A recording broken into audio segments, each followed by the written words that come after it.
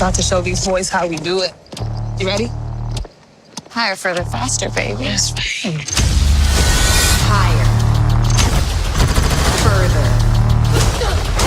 Faster. This movie passes the Bechdel test, I guess, with flying colors, meaning that Cool. Carol, doesn't have a love interest, talks to other women about things that aren't just other dudes, and, has a life of her own.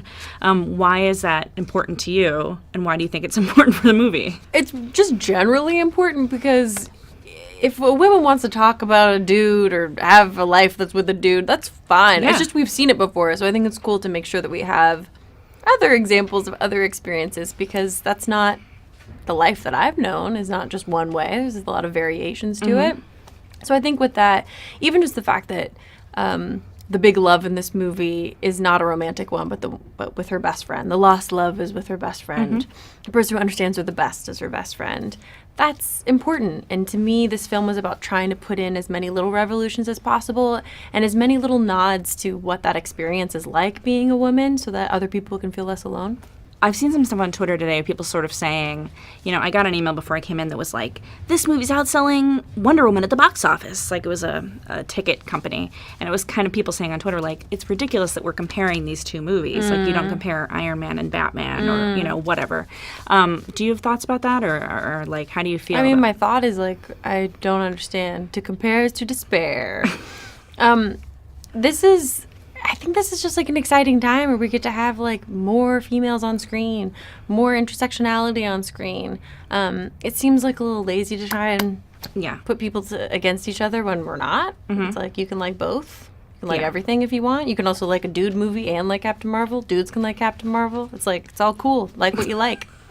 Speaking of, the Wakanda Forever thing was kind of a big deal, and people do like, the Wakanda Forever thing now.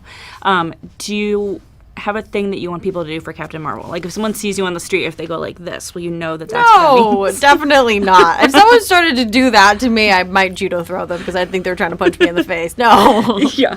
A lot of your power in the film, there's like, you do some amazing fights, but it is like some of, the proton stuff coming out of your hand. Photon, sorry. It's all CGI. So how do you convey power and strength by doing that in a shot? Yeah, a lot of it's in the face and a lot of it is in the recoil. So it's like learning how much and talking a lot of like how much kickback is there because how much blast is coming out of her hand, and also having conversations of like, where does the power come from? Does it come from the hand? Does it come from the shoulder? Does it come from her heart? Does it come from her stomach? These were all like very weird meetings that we had to have to talk about like what that type of physicality looked like. And because of that aspect, because like, yes, a lot of her strength comes from visual effects. That's why it was important to me to train and get strong, so that it wasn't just like saying, yeah, girls are strong, women are strong, like with VFX. It's like, no, I can actually do really crazy things with my body. It's very normal. It's okay. Do you have a favorite superhero movie, like from when you were growing up, or even from recent? I loved Star Wars. I wanted to be Princess Leia and